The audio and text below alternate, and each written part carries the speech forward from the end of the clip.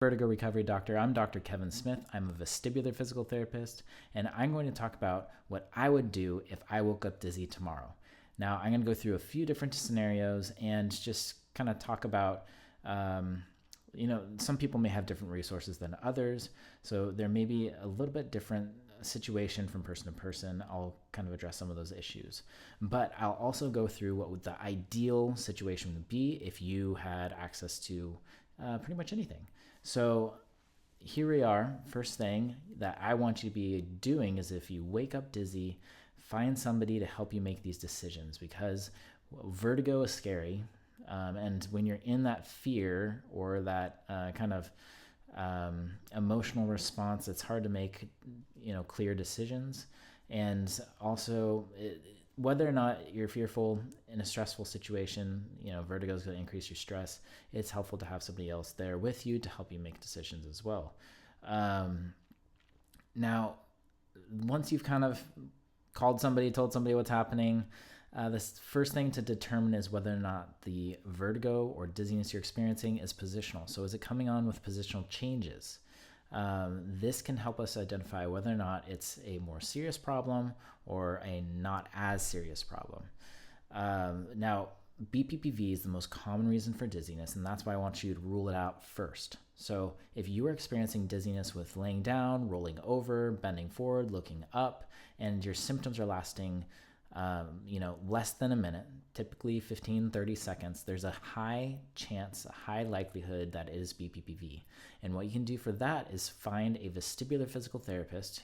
I'm in California, and we have direct access in California, so you might have to call around and see if you're, the physical therapist would know in your state if they have direct access, if you can go directly to a physical therapist that specializes in vestibular disorders, and they can treat you for BPPV and fix it that day.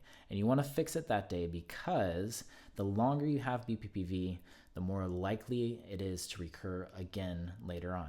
So if you're able to fix it within that first 24 hours, there is a decreased chance of recurrence of BPPV later on. And also decrease your chances of falls, and it's going to be also just, you won't be having dizziness. So that's kind of ideal thing too. So if you've determined that maybe it's positional, maybe it's BPPV, that's what I would go to, is a vestibular physical therapist who can go through the maneuver and treat you. If you don't have access to vestibular physical therapist, I have an online course that I go through kind of the most common subtypes of BPPV and how to treat them, what the maneuver is. And you can find that. I'll put the link below, but it's my Vertigo Kickstart mini course that I have, and you can go through videos to try and kind of DIY this yourself. Now, that's BPPV. If you've determined that may be the cause, you can kind of fix it in a maneuver within a couple minutes.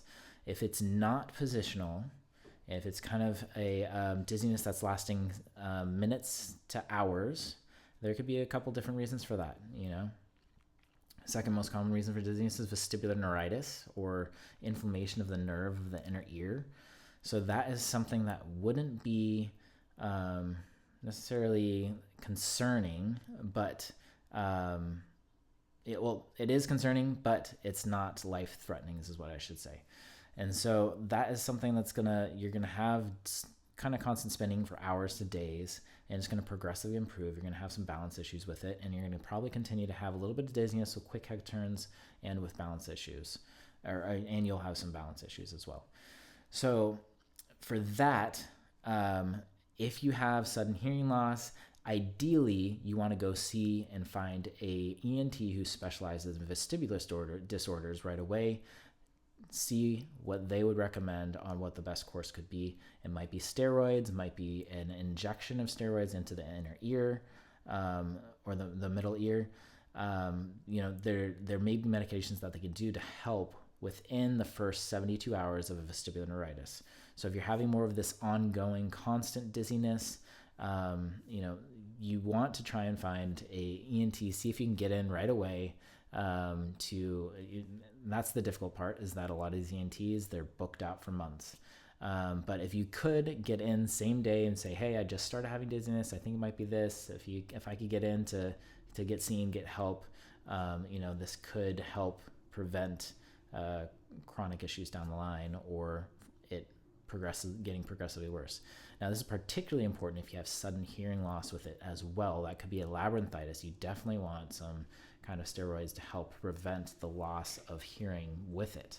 And this gets a little tricky, because one of the most important decisions that you're going to have to make when you're experiencing this dizziness, especially if it's kind of an ongoing, constant dizziness rather than positional, coming on for a few seconds and then going away, and then coming back on for a few seconds, going away. If it's kind of constant, the biggest decision you have to make is whether or not you should go to the emergency department. So we're trying to determine, okay, well, is it a peripheral issue? Is it in the inner ear? Or is it something going on with the brain? It's a central issue. And the biggest thing you need to be worried about is if it's a stroke. Now, some strokes can have a presentation where it's just vertigo. So if you are concerned about what you're experiencing, if it just doesn't feel right, by all means, go to the emergency department and you can get checked out there. And I will say, a research article came out saying that almost 70 to 80% of vestibular disorders are misdiagnosed at the emergency department.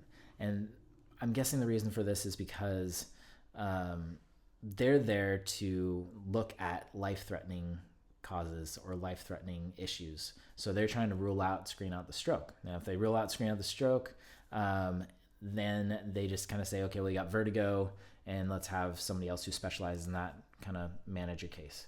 So they're looking to see, okay, is it a bigger issue? Is this going to progress? Is it the stroke? Is it going to cause more issues down the line of, your inability to function?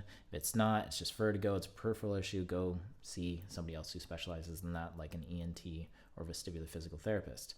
So that is kind of my thought of, one, they're probably not,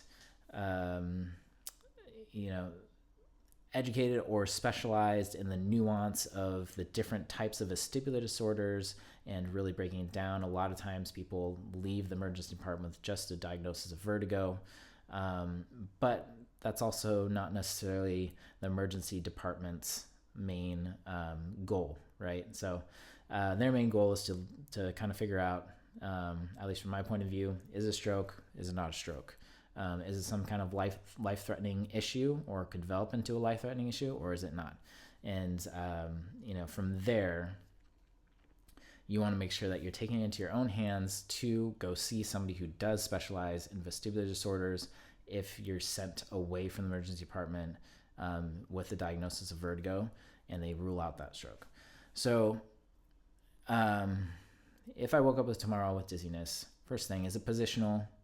Maybe BPPV. Let's try to treat that, see a vestibular therapist. If it's ongoing, constant, is this an issue of where I need to go to the emergency department or not go to the emergency department? One big thing that you can kind of think about is the signs and symptoms of stroke. So if you're having difficulty speaking or slurred speech, if you're having arm weakness or facial drooping, leg weakness, if you're having double vision, that I know the world may be spinning, but if you're seeing two, that is a sign more of stroke, and you want to get to the emergency department as soon as you can. There can be medication that can help. But other symptoms that might be indicative of a more serious issue or stroke, most people with a vestibular, what we call peripheral issue, or an issue with the inner ear, should be able to walk even if they have vestibular neuritis. Now, maybe difficult to walk because you'll be kind of thrown off balance, but you should be able to walk. If you're unable to walk, that is one thing that people say, okay, well, maybe you should go to the emergency department to rule out if it is a stroke. Because that's a little bit more concerning. Now, make sure that you are being seen.